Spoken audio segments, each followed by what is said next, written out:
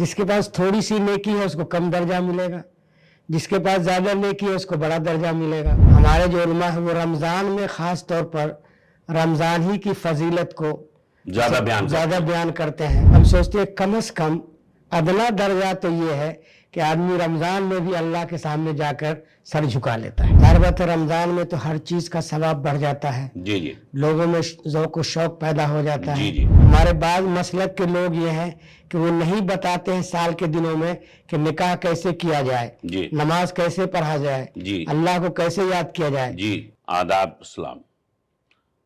Manthan today کے آج رمضان episode میں ہم پھر بات چیت کریں گے۔ ہمارے ساتھ ہیں سہیل احمد قاسمی صاحب، جو 40 سال تک غالباً بہار، جھارکھنڈ اور اڑیسہ کے مفتی صدر کے طور پہ رہے ہیں، اور ان کی جو صلاحیت ہے شریعت پہ اور مفتیانہ جو خدمات ہیں وہ ملک کے لوگوں کو ہمیشہ یاد رہے گا۔ تو آج رمضان کے اس مبارک موقع پہ ان سے گفتگو کریں گے کہ اسلام جیسا اترا اس کو ہم کیا سچ مچ میں ویسا مان رہے ہیں، یا ہم نے اس میں تبدیلیاں اپنے حساب سے شروع کر دی ہے۔ السلام علیکم۔ جی وعلیکم السلام ورحمۃ اللہ۔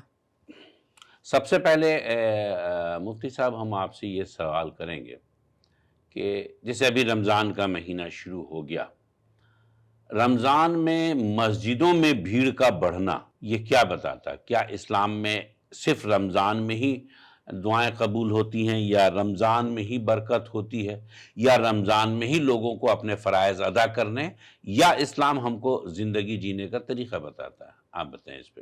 آپ نے جو سوال کیا کہ رمضان کے دنوں میں مسجدیں آباد ہو جاتی ہیں، تو کیا اسلام کا نظام اور قانون صرف رمضانی کے لیے ہے یا اور دنوں کے لیے ہے؟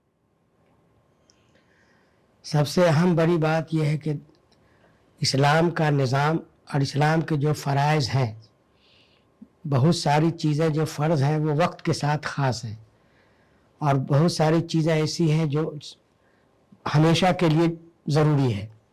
جیسے نماز ہے، ہر آدمی پر 5 وقت دن رات میں نماز فرض ہے۔ اس کے علاوہ ایک حج ہے جو سال میں ایک مرتبہ مالداروں پہ فرض ہے۔ زکوٰۃ ہے۔ نہیں، ابھی کے معاشرے پہ اس پہ صرف روشنی ڈالی کہ رمضان پہ جو یہ ہے، تو کیا اسلام میں صرف یہ بتایا گیا، یا ہمارے علماء دین اس کو صحیح ڈھنگ سے عوام الناس پہ نہیں ڈال پاتے ہیں، یا اس مہینے میں زیادہ ثواب کے لالچ میں لوگ ایسا کرتے ہیں اور بقیہ دنوں میں اس کو بھول جاتے ہیں؟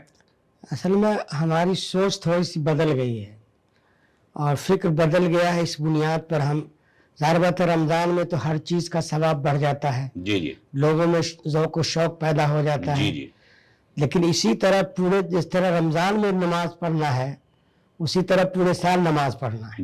لیکن ہوتا یہ ہے کہ آدمی سوچ لیا کہ ہم رمضان میں کر لیں گے تو پورے سال کے لیے ہم کو چھٹی مل جائے گی۔ یہ باتیں ان کے ذہن میں آئی کیسے؟ یہ ذہن میں ایک سماج اور معاشرے کی وجہ سے آ گیا۔ معاشرے میں اور اس میں ہر چیز کی ایک گائیڈ لائن ہوتی ہے۔ اس میں ہر بات اس لیے سامنے آئی کہ ہمارے جو علماء ہیں، ہمارے جو علماء ہیں وہ رمضان میں خاص طور پر رمضان ہی کی فضیلت کو زیادہ بیان کرتے ہیں، عام دنوں کی فضیلت کم بیان کرتے ہیں۔ جیسے کل آپ نے مسلک کی بات کیا، ہمارے بعض مسلک کے لوگ یہ ہیں کہ وہ نہیں بتاتے ہیں سال کے دنوں میں کہ نکاح کیسے کیا جائے، نماز کیسے پڑھا جائے، اللہ کو کیسے یاد کیا جائے، لیکن وہ بتاتے ہیں صرف اور صرف یہ بتاتے ہیں کہ فلاں بزرگ ایسے تھے، فلاں بزرگ ایسے تھے، فلاں کام کرو، فلاں کام کرو۔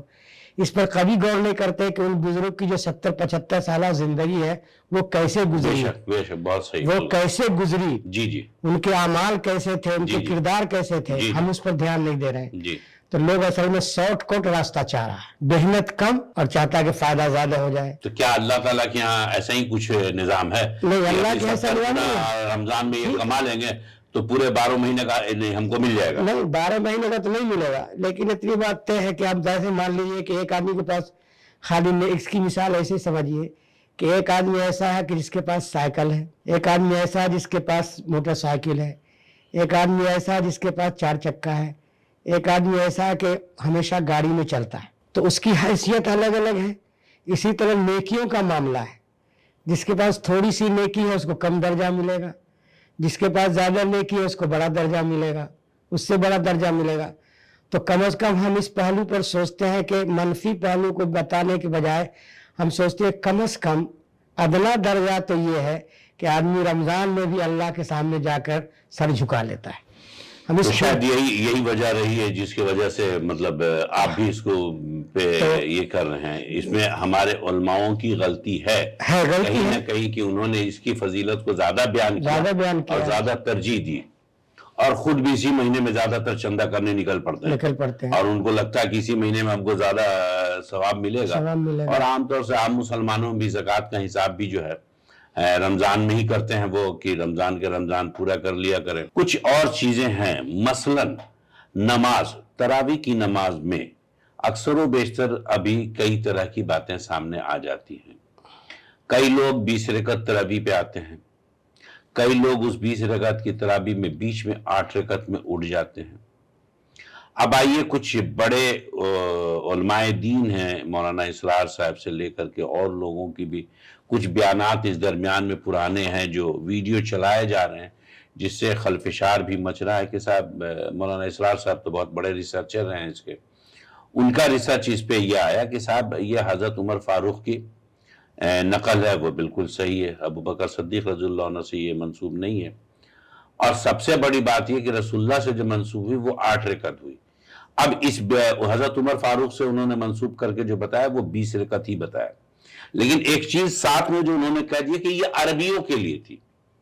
ये नमाज चूंकि कुरान अरबी में है, तो अगर हिंदुस्तान में या दूसरी ऐसी जगह पे तरावी की नमाज पढ़ाई जा रही हो तो उसमें कोशिश ये करनी चाहिए कि 4 रकात नमाज पढ़ाई जाए और उसके बाद फिर इमाम उस 4 रकात में उसने क्या पढ़ाया, अल्लाह क्या कह रहा है, इसको उर्दू में तर्जुमा के तौर पे समझाए, तभी इस नमाज की फजीलत है। वरना सिर्फ एक मेहनताना होगा कि आप गए, थोड़ा जिस्म को अजियत दिया और आपने पढ़ डाला। उसी तरीके से लोग तो मतलब अरबी का इसमें तो ये सही बात है। हिंदू के दीन का कोई भी काम जी, दीन का कोई भी काम इस सिर्फ अरब के लिए नहीं हुआ।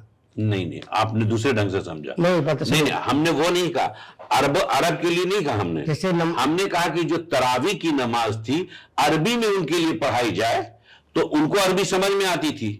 हिंदुस्तान में, पाकिस्तान में, बांग्लादेश में, अमेरिका में, इंग्लैंड में या दूसरे मुल्कों में अगर वहां पढ़ाई जा रही है तो बेशक अरबी में आपने 4 रकात पढ़ाया, फिर 4 रकात के बाद अगर आप उस सुन्नत को करना चाह रहे हैं तरावी की, तो आप फिर उसको उर्दू में या अंग्रेजी में या जो जबान समझने वाले लोग हैं उसमें उसके तर्जुमे को समझाया जाए, ताकि पढ़ने वाला जो मुक्तदी वो ये समझ सके कि हमने क्या पढ़ा, अल्लाह ने इस हमको क्या बताया है। अरबी में पढ़ा तो सर पर से गुजर गई बात।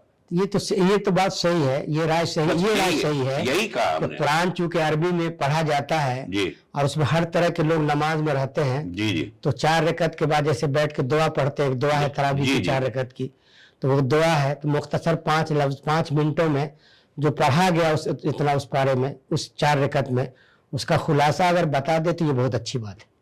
चलिए आज हम अपनी बात यहीं पर ख़त्म करते हैं। इसी तरह की मजहबी जानकारी और शरई एतबार से इस्लाम में क्या जायज़ है क्या नहीं, इसकी जानकारी देखने के लिए देखते रहें मंथन टुडे। और अब हमको दीजिए इजाज़त। शुक्रिया।